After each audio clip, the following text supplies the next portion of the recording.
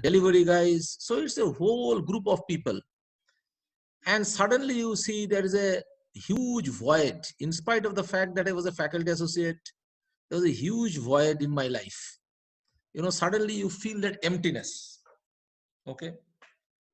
And, I never thought that I will be in academia on a full-time basis. So that emptiness was there. And the fact that the day I exited, I also cried a lot. Okay, I can share that because some of you may be as young now, maybe 29, 30 odd.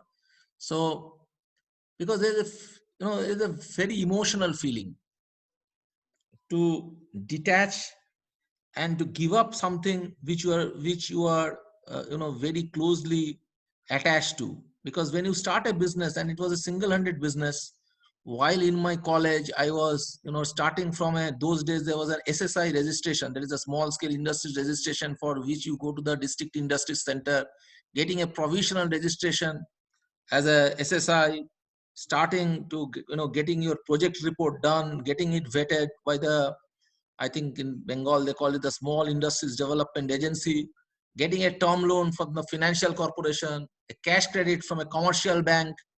All that you do single-handedly. Then buying each of the machineries, putting up a team, okay, with no background at all. As a college student, I was doing that. Okay. Then you advertise, and I advertise myself. So it was like you create your own advertisement for franchise shops. And I started with, some of you will not believe it, but with 8 franchise shops post my first advertisement way back in 1994. So I was around 24, 25 years of age when these things were happening. And pretty, what I call, I would say, and I mean, pretty much exciting, so to say. There is a leading daily in Bengal, which is called Anandabazar Patrika. They carried an article on me saying that in order to be successful, you have to be a little bit daring. Some of you who understand Bengali, the title I still remember was Safolyer jonne dussahasi hote hoy. Okay, so that was the article. And yes, it was a fantastic feeling having so many shops. 1995 Walls, which was then launched by Brook Bond Lipton India Limited. Some of you are in marketing, you know that Brook Bond later on got merged with Hindustan Lever, which later on became Unilever. So Brook Bond, launched the Walls, which is still the Unilever brand, and that was launched from my shop. Okay, so I had a chain of shops from where it got launched. Then I had a tie-up with Pepsi. So all these things happening when I was in the mid-20s. Okay, so it was an exciting journey. And when you are out of your business, and there was a feeling of complete emptiness, I suddenly chanced upon an advertisement which was of Aligarh Muslim University, and that was a program which was they had launched with All India Management Association for a PhD program or a doctoral program. And that was the last date. I just saw it. I don't know how and why, because I never thought of, but that was the last date. In those days, what I did was I created a what I call application, and there was to be something called fax. Okay, there's a fax machine. So I faxed it to the admission department and said that I am sending the draft and my full application form hard copy by courier, by the speed post. So I just, filled in application through fax. I've just, faxed it up, and then I backed it up with a speed post. Why I say this is because I didn't know what I'm getting into. Okay. It's a very interesting scenario because I didn't know that. You see, when I got into business also, I did not know what I'm getting into. I got in. Okay. When I got into the PhD, I just sent it. I didn't know what I'm getting into. So I think that was 2000 November, as I said.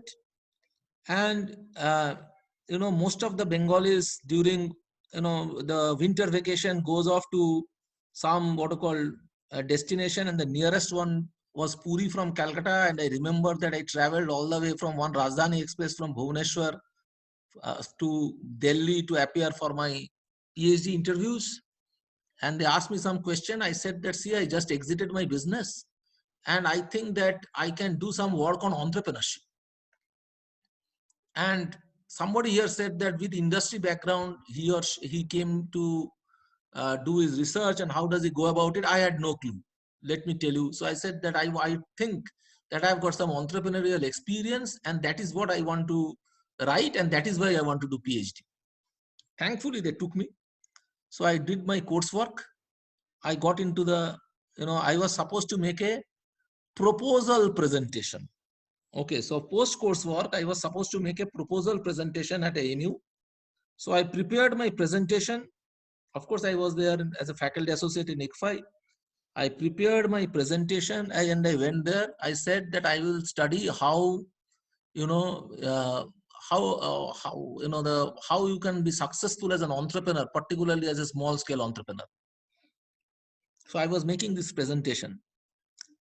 During the presentation, of course, there are a lot of professors, senior professors, who actually look at you when you make that presentation. I was very fortunate because the chair of the area, that is the chair and the dean of the Faculty of Management Studies at AMU, okay, he then refined my proposal. I think that is the first step that one needs to do as a researcher. As a researcher, you need to, you will have a lot of ideas, lot of experiences. You do a research because you have those experiences. Now I had those experiences. And the fact is this, that I want to share everything.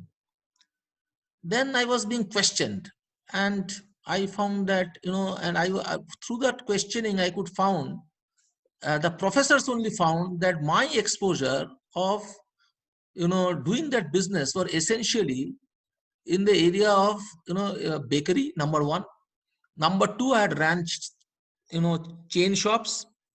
Number three, I had run a small scale business, not a large business. So my PhD, what I call, topic got refined during the presentation, because once, in a university, when the PhD topic gets defined, post that one cannot change it. Okay. And it was a central university. So I didn't know again what I'm getting into. But then it happened that it was a PhD topic where I had to study small scale industries in the bakery, in the city of Kolkata, and particularly the chain operations. Why I say this is, one as a researcher needs to define the scope of the study. So see, my experience was to run a chain of bakery shops in Kolkata. So it was to the credit of my guide, who later on became my guide, Professor Kaleem Muhammad Khan, who is now retired. I've got immense respect for him. So, and of course, there was a panel. I think Professor Javed Akhtar, who later on became the registrar of the university, was the dean of course. So they refined my topic, saying that it is the study of, small scale bakeries, particularly the chains in the city of Kolkata. Now, so it is very defined, geographically defined, number one. Number two, sector defined bakery. Okay. Number three, the kind of industry that I'm going to study is defined, SSIs, and kind of what I call, organizations that I'm going to study, that also got defined, which is essentially the chain shops. Now that was the first thing that happened, which is the defending my proposal. And I think that is where the first step, which I would say, is to defining the scope of the study or the research. And that is very, very important, which I understood going forward. Okay. Now,